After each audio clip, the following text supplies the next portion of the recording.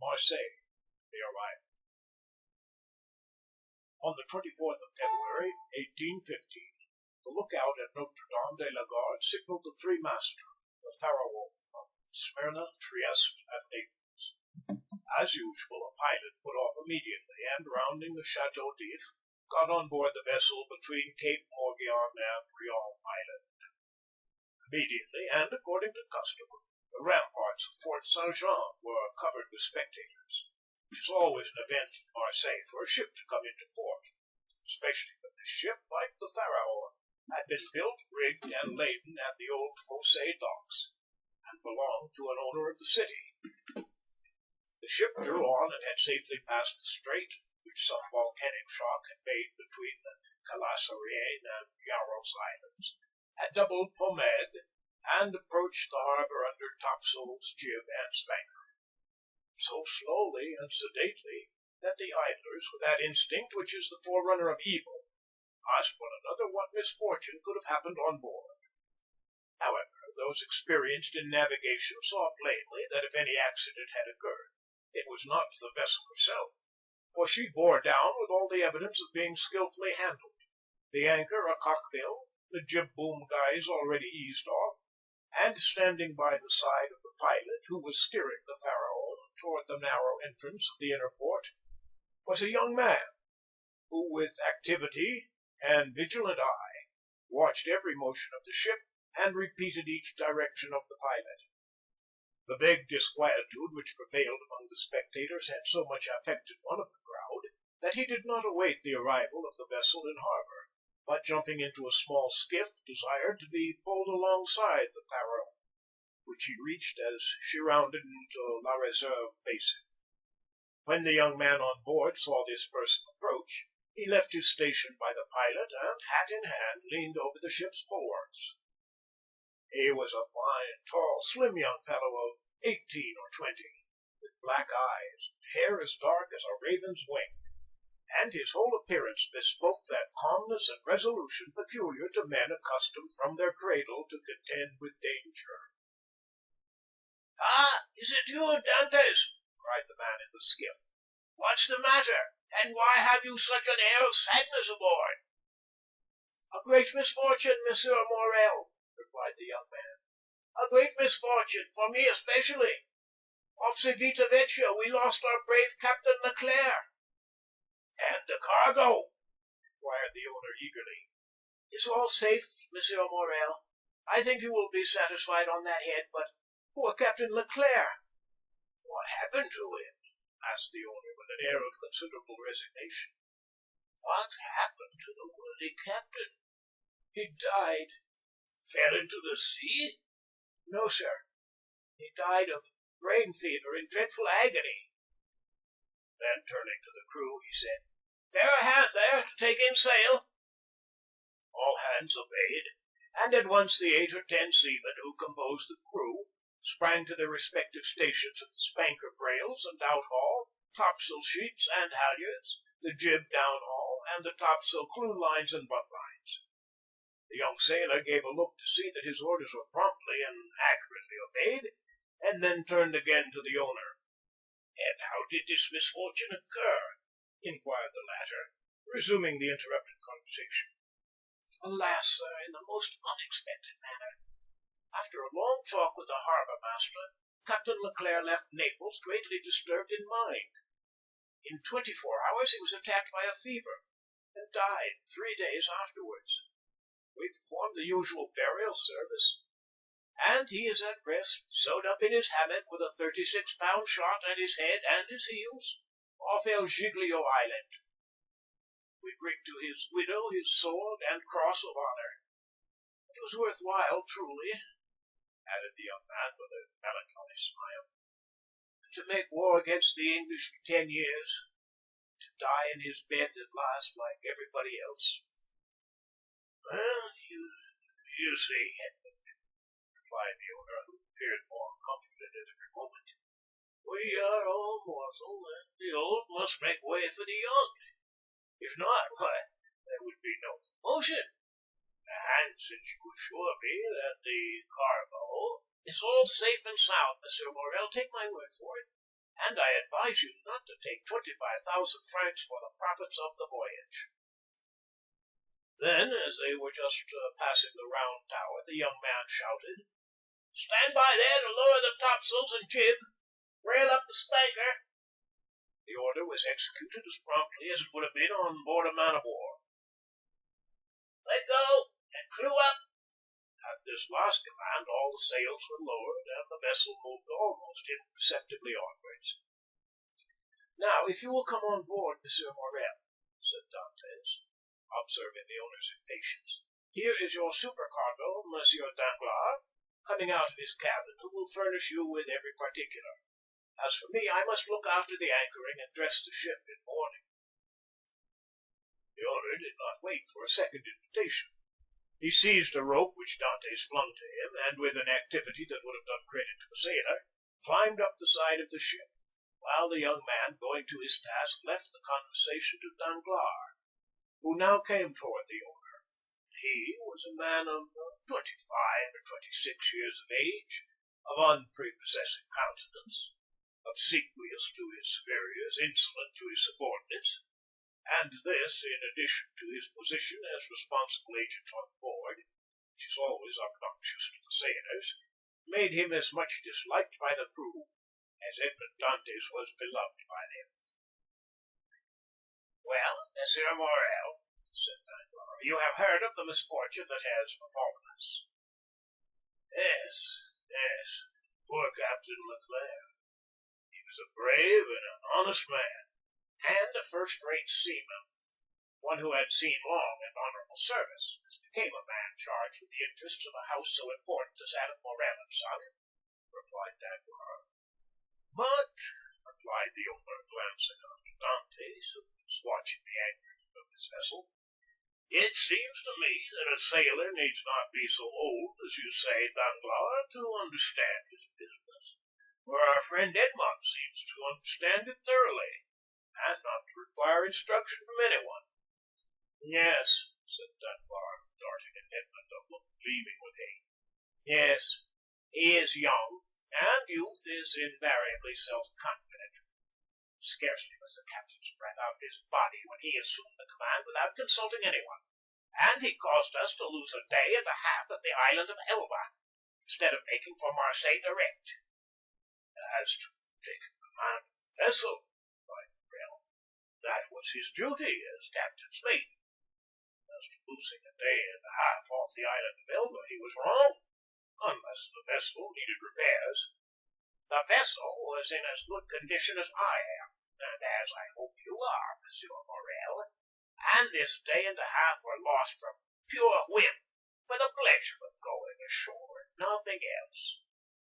"Dantès," said the shipowner, turning toward the young man, "come this way." "In a moment, sir," answered Dantès, "and I'm with you." Then calling to the crew, he said, "Let go." The anchor was instantly dropped, and the chain ran rattling through the porthole. Dantès continued at his post in spite of the presence of the pilot, until this maneuver was completed, and then he added, "Half-mast the colors, and square the yards." "You see," said Danglars, "he fancies himself captain already, upon my word." "And so in fact he is," said the owner, "except your signature and your partner's, Monsieur Morel." "And why should he not have this?" asked the owner. "He is young, it is true, but it seems to me a thorough seaman and of full experience." A cloud passed over Danglars' brow. "Your pardon, Monsieur Morel," said Dantès, approaching. "The vessel now rides at anchor, and I am at your service. You hailed me, I think?" Danglars repeated a step or two. "I wish to inquire why you stopped at the island of Elba." "I do not know, sir. It was to fulfill the last instructions of Captain Leclerc, who, when dying, gave me a packet for Marshal Bertrand." "Then did you see him, Edmond?" "Who?" "The Marshal." "Yes." Morel looked around him, and then drawing Dantès on one side, he said suddenly, "And how is the Emperor?" "Very well, as far as I could judge from the sight of him." "You saw the Emperor, then?" He entered the marshal's apartment while I was there. And you spoke to him? Why, it was he who spoke to me, sir, said Dantès with a smile. And what did he say to you? Asked me questions about the vessel, the time she left Marseilles, the course she had taken, and what was her cargo. I believe if she had not been laden, and I had been her master, he would have bought her. But I told him I was only mate, and that she belonged to the firm of Morel and Son. Ah, yes, he said, I know them. The Morels have been ship owners from father to son, and there was a Morel who served in the same regiment with me when I was in garrison at Valence. Pardieu, that is true, cried the owner, Greatly delighted.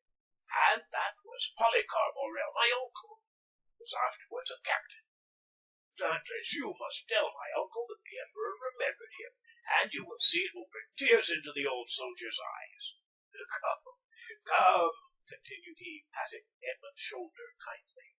You did very right, Dantès, to follow Captain Leclerc's instructions and touch at Elba.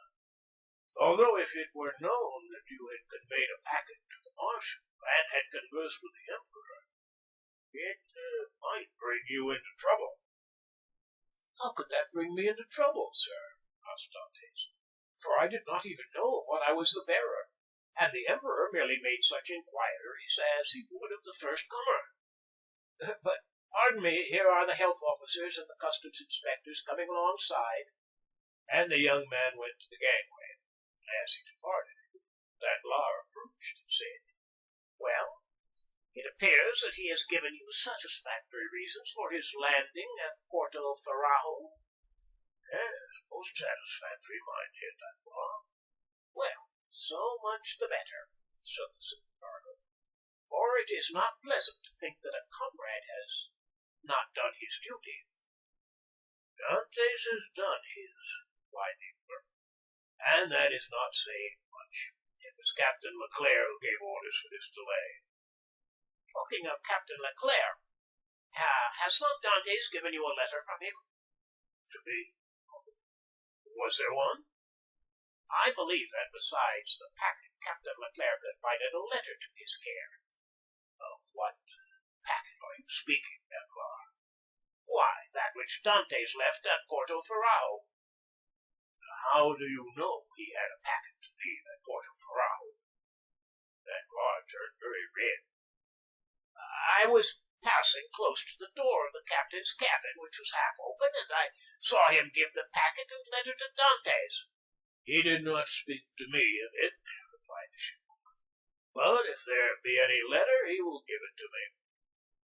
Danglars reflected for a moment. Then, Monsieur Morel, I beg of you, said he, not to say a word to Dantès on the subject. I may have been mistaken. At this moment the young man returned. Danglars withdrew. Well, my dear Dantès, are you now free? Inquired the owner. Yes, sir. You have not been long detained. No. I gave the custom house officers a copy of our bill of lading, and as to the other papers, they sent a man off to the pilot, to whom I gave them. Then you have nothing more to do here? No, everything's all right now. Then you can come and dine with me. I really must ask you to excuse me, Monsieur Morel. My first visit is due to my father, though I'm not the less grateful for the honor you have done me. Right, Dantès, quite right. I always knew you were a good son. And, inquired Dantès with some hesitation, do you know how my father is? Well, I believe, my dear Edmund, though I have not seen him lately. Yes, he likes to keep himself shut up in his little room. That proves, at least, that he has wanted for nothing during your absence. Dantès smiled.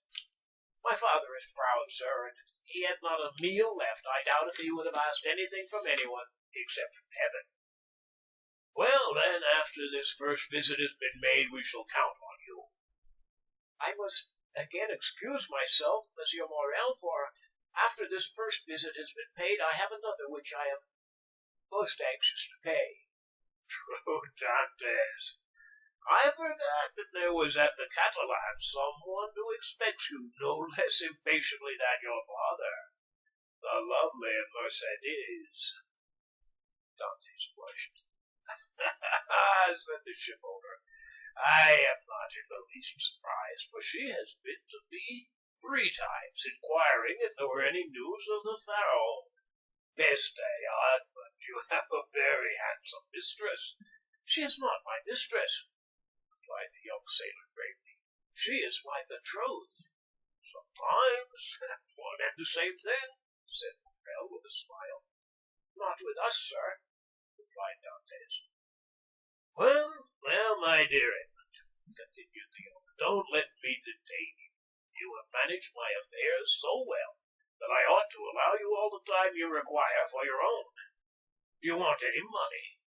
No, sir, I have all my pay to take, nearly 3 months' wages. You are a careful fellow, Edmund. Say I have a poor father, sir. Yes. I know how good a son you are, so now hasten away to see your father. I have a son, too, and I should be very wroth with those who detained him from me after a 3 months' voyage. Then I have your leave, sir? Yes, if you have nothing more to say to me. Nothing. Captain Leclerc did not, before he died, give you a letter for me? He was unable to write, sir. But that reminds me that I must ask your leave of absence for some days. To get married? Oh, yes, first, and then to go to Paris. Oh, very good. Have what time you require, Dantes. It will take quite 6 weeks to unload the cargo, and we cannot get you ready for sea until 3 months after that. Only be back again in 3 months, for the Pharaon, added the owner, patting the young sailor on the back, cannot sail without her captain. Without her captain, cried Dantes, his eyes sparkling with animation. Pray mind what you say, for you are touching on the most secret wishes of my heart. Is it really your intention to make me captain of the Pharaon? If I were sole owner, we'd shake hands on it now, my dear Dantes, and call it settled. But I have a partner. And you know the Italian proverb, chi ha compagno ha padrone. He who has a partner has a master. But the thing is at least half done. As you have 1 out of 2 boats, rely on me to procure you the other. I will do my best. Ah, Monsieur Morrel, exclaimed the young seaman with tears in his eyes and grasping the other's hand. Monsieur Morrel, I thank you in the name of my father and of Mercedes. That's all right, Edmund. There's a providence that watches over the deserving. Go to your father. Go and see Mercedes, and afterwards come to me. Shall I row you ashore? No, thank you. I shall remain and look over the accounts with Danglars. Have you been satisfied with him this voyage? That is according to the sense you attach to the question, sir. Do you mean, is he a good comrade? No, for I think he never liked me since the day when I was silly enough, after a little quarrel we had, to propose to him to stop for 10 minutes at the island of Monte Cristo to settle the dispute, a proposition which I was wrong to suggest, and he quite right to refuse. If you mean as responsible agent when you ask me the question, I believe there is nothing to say against him, and that you will be content with the way in which he has performed his duty. But tell me, Dantes, if you had command of the Pharaon, would you be glad to see Danglars remain? Captain or mate, Monsieur Morrel, I shall always have the greatest respect for those who possess the owner's confidence. That's right, Dantes. I see you are a thoroughly good fellow and will retain you no longer. Go, for I see how impatient you are. Then I have leave? Go, I tell you. May I have the use of your skiff? Certainly. Then for the present, Monsieur Morrel, farewell and 1,000 thanks. I hope soon to see you again, my dear Edmund. Good luck to you. The young sailor